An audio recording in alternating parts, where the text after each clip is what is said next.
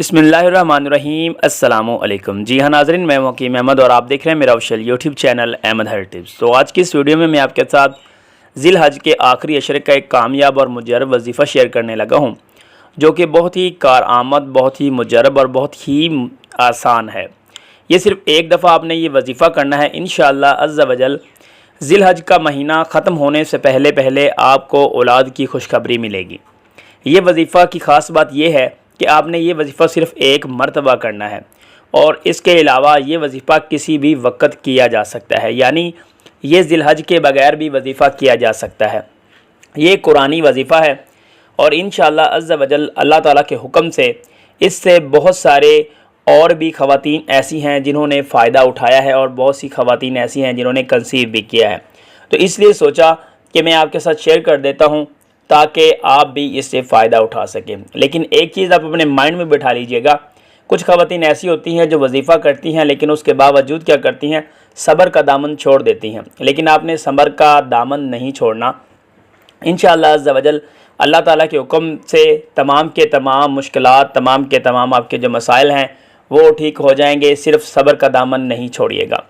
تو ویڈیو مزید آگے بڑھنے سے پہلے ایک دعا بھی کر لیں کہ اللہ تعالیٰ کی ذات دنیا کے تمام بے اولاد جوڑوں کو اولاد نرینہ عطا فرمائے، اور ساتھ ہی جو نیچے کمنٹ لکھے ہوتے ہیں، نیچے دعائیں لکھی ہوتی ہیں، ان میں آمین لازمی کہا کریں، تاکہ ہو سکتا ہے کہ آپ کی آمین کسی کے کام آ جائے۔ تو چینل کو پہلی دفعہ آپ نے وزٹ کیا ہے تو کائنڈلی چینل کو سبسکرائب کر لیں تاکہ اس طرح کے نئے وظائف آپ تک بآسانی پہنچ سکے۔ تو آپ نے کیا کرنا ہے، آپ نے ذی الحج کے مہینے سے پہلے یعنی کہ آپ نے کیا کرنا ہے، جب آپ کے مخصوص ایام ہوتے ہیں، آپ نے اس مخصوص ایام سے فری ہونے کے بعد جب آپ غسل کر لیں تو غسل کرنے کے بعد آپ نے یہ وظیفہ کرنا ہے۔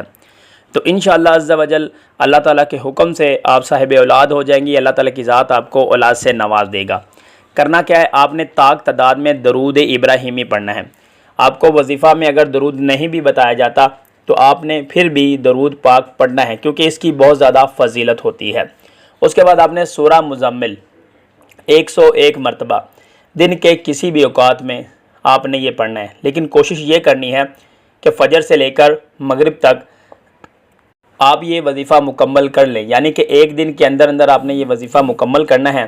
101 مرتبہ آپ نے سورہ مزمل پڑھنی ہے، سورہ مزمل 101 مرتبہ، اور اس کے بعد اول 11 مرتبہ پڑھ لیں، یا طاق تعداد میں 7 مرتبہ پڑھ لیں، اور اتنی ہی مرتبہ آخر میں آپ نے درود پاک پڑھنا ہے، اور اللہ تعالیٰ کی ذات سے دعا کرنی ہے۔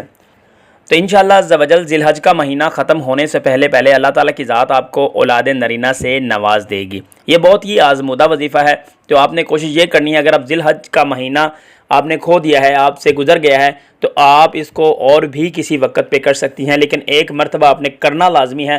اللہ تعالیٰ کے حکم سے آپ صاحب اولاد ضرور ہو جائیں گی۔ تھینکس فار واچنگ، احمد ہر ٹپس، والسلام۔